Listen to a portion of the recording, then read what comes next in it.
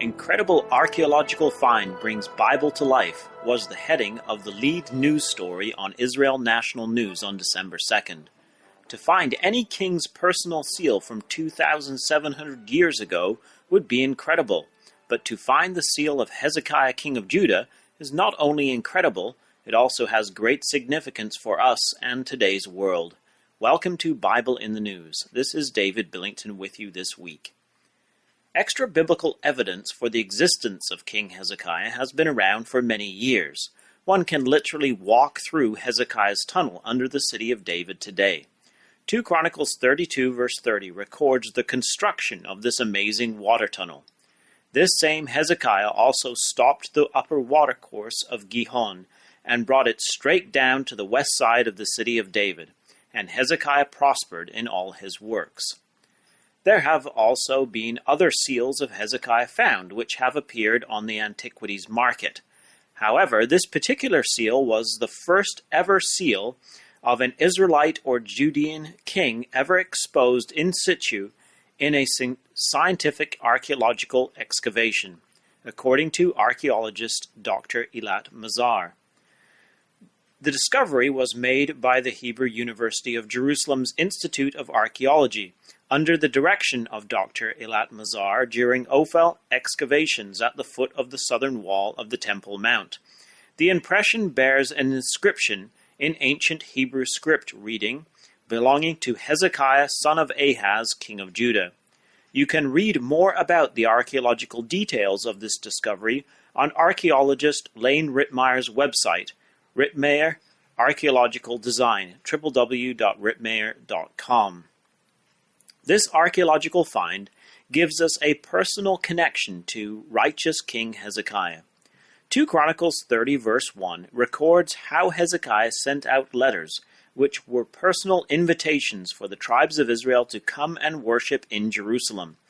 And Hezekiah sent to all Israel and Judah, and wrote letters also to Ephraim and Manasseh, that they should come to the house of the Lord at Jerusalem, to keep the Passover unto the Lord God of Israel.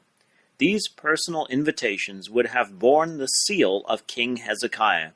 This particular symbol is different from those previously discovered, and it is suggested that this changed special edition seal may have been used by Hezekiah later in his lifetime, after he had recovered from his deadly illness, and the sundial had been turned back. The seal, in fact, does show a symbol of the sun with wings. The discovery of this ancient seal of a Judean king in the dust of Jerusalem reinforces the Jewish and Hebrew connection to the land. In order to read the inscription, one must understand the language of the Hebrews, a language that also lay lifeless in the dust for centuries and has now once again become a living language. Had the nations and peoples that occupied the land during the Jewish dispersion made the discovery, they would have been unable to read the writing, nor make known the interpretation. The discovery and its meaning belong to the Jewish Hebrew people. The land of Judah at the time of Hezekiah was under great threat from the Assyrians in the north. Isaiah 36 verse 1 tells us that Sennacherib, king of Assyria, came up against all the defense cities of Judah and took them. Under this great threat from the north, there existed two parties in Israel. One followed Hezekiah, who trusted in Yahweh, the God of Israel. This group could be called the Strengthened of Yah party, the meaning of Hezekiah's name. The other group in Judah at the time were those who turned to Egypt for help and deliverance from the Assyrians. These are mentioned in Isaiah 31. Woe to them that go down to Egypt for help, and stay on horses, and trust in chariots, because they are many, and in horsemen, because they are very strong. But they look not unto the Holy One of Israel, neither seek the Lord. This party, who trusted in the arm of flesh, was led by Shebna, the treasurer who was over the house. He is condemned in Isaiah 22, verses 15 to 25. Behold, the Lord will carry thee away with a mighty captivity, and will surely cover thee. He will surely violently turn and toss thee like a ball into a large country. There shalt thou die, and there the chariots of thy glory shall be the shame of thy Lord's house. God informed Shebna that he would lose his position, and Eliakim the son of Hilkiah would assume his role. When we come to Isaiah 36 verse 22, this change has taken place, and Eliakim is over the household. Those that wanted to go to Egypt for help are also condemned in Isaiah 30 verses 1 to 3. Woe to the rebellious children, saith the Lord, that take counsel, but not of me, and that cover with a covering, but not of my spirit, that they may add sin to sin, that walk to go down into Egypt, and have not asked at my mouth, to strengthen themselves in the strength of Pharaoh, and to trust in the shadow of Egypt. Therefore shall the strength of Pharaoh be your shame, and the trust in the shadow of Egypt your confusion. Yet there was in Judah the Hezekiah party that trusted in the God of Israel. Faith had been developed in them through the early work of Hezekiah and the invitations to worship at the great Passover. The situation in Israel is similar today. There are those who trust in the King of the South, in the United States, for deliverance. Just like the days of Hezekiah, the King of the South will be their shame and confusion. On the other hand, there are those in Israel today who are turning to the prophets and are searching for a biblical direction forward. This is the developing Hezekiah party in the nation.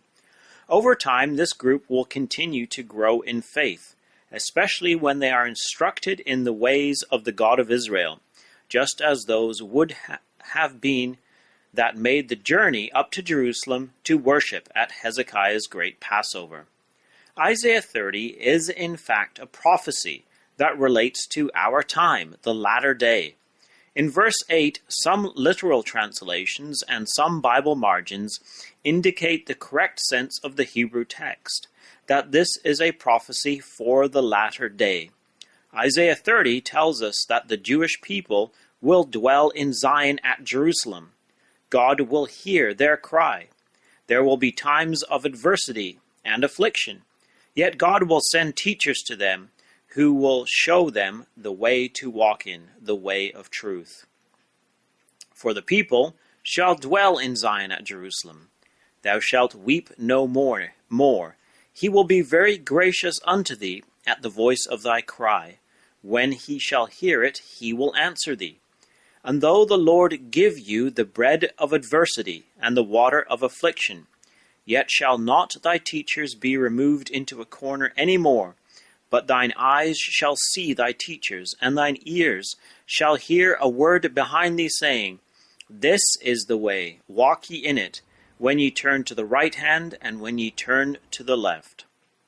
Unfortunately, today in Israel, we witness the continuing times of adversity and affliction, continuing terrorism, and yet we see that all this is preparing the hearts of the people to be instructed in the way of truth.